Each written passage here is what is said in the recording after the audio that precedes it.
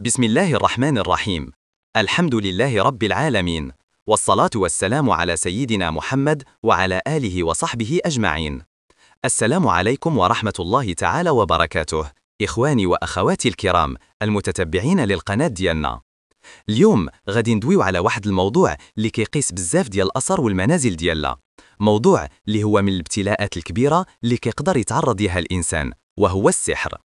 السحر يا إخوان راه ماشي غير تخاريف ولا قصص، راه حقيقة مذكورة في القرآن والسنة. قال الله تعالى في سورة البقرة: وما يعلمان من أحد حتى يقولا إنما نحن فتنة فلا تكفر، فيتعلمون منهم ما يفرقون به بين المرء وزوجه.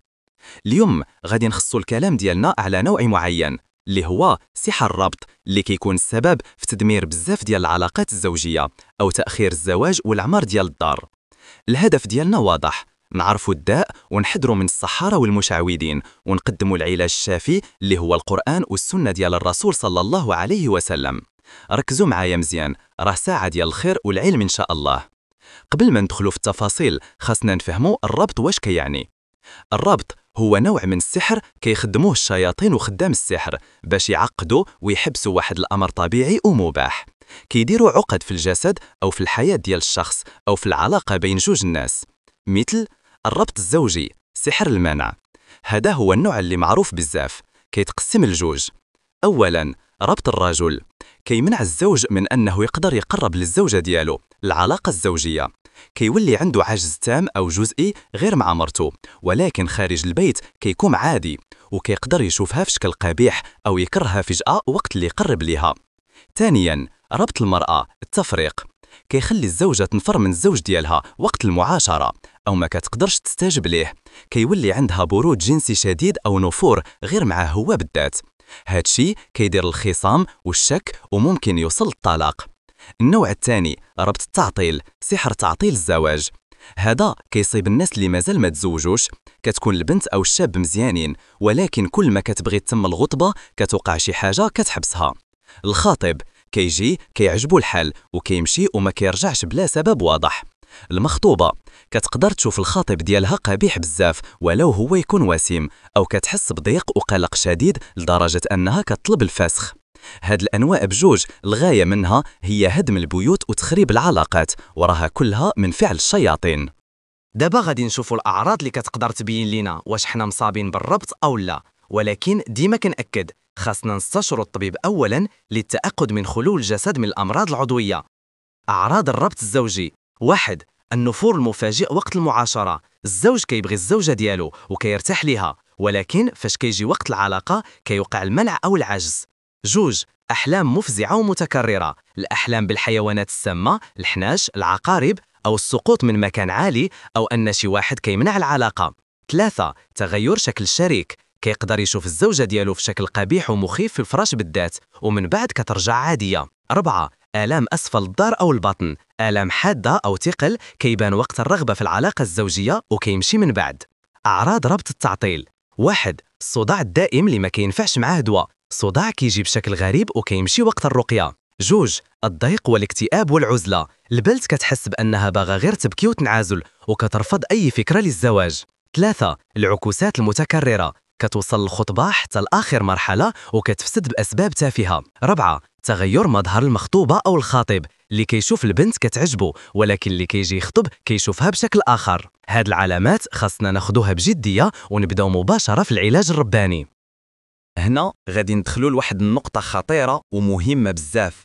فاش الإنسان كيحس بالابتلاء الشيطان كيستغل هاد النقطة، كيقول ليك سير عند فلان راه كيفك السحر، سير عند الشوافة راه غتجبد ليك السحر مدفون. أحذروا أحذروا أحذروا.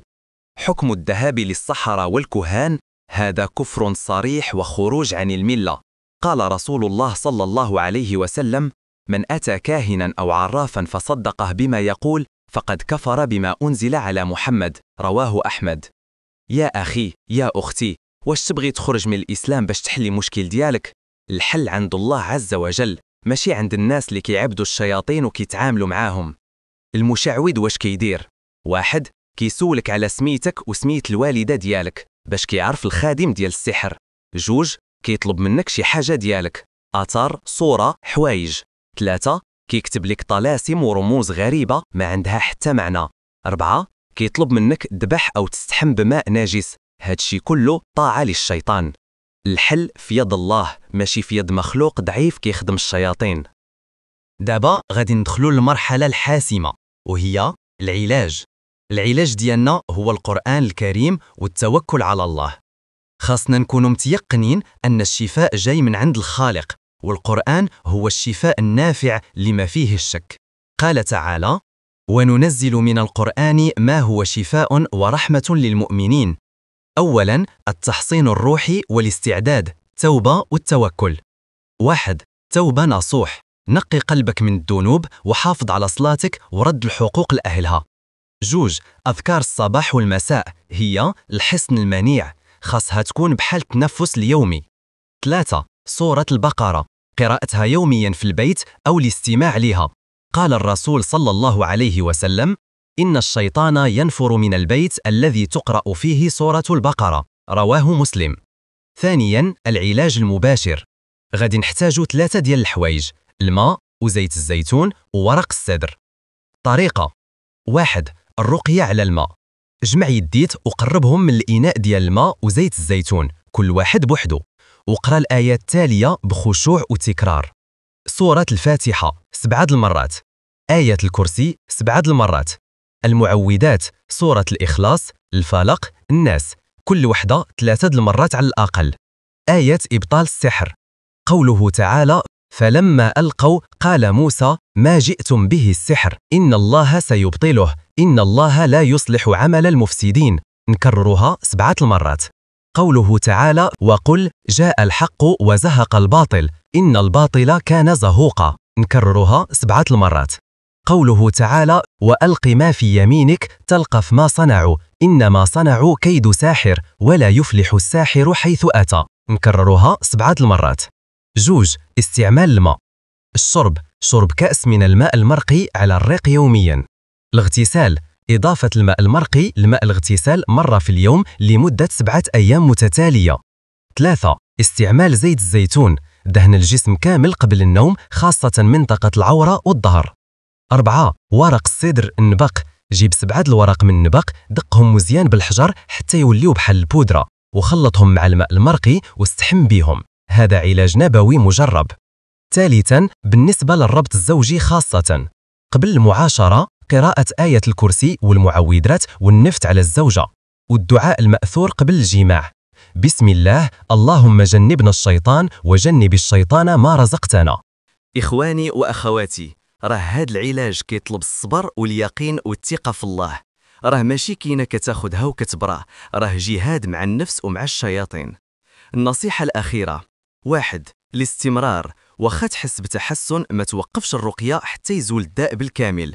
2 تجديد النية، ديما نوي أنك تعالج بالقرآن كعبادة لله. 3 الدعاء، لإلحاح على الله في وقت السجود وفي آخر الليل، راه الدعاء كسر لأبواب المستحيل. الله يشافي كل مريض ويفك كل مربوط ومسحور. أسأل الله لي ولكم العافية في الدين والدنيا والآخرة. سبحانك اللهم وبحمدك، نشهد أن لا إله إلا أنت، نستغفرك ونتوب إليك، والسلام عليكم ورحمة الله تعالى وبركاته.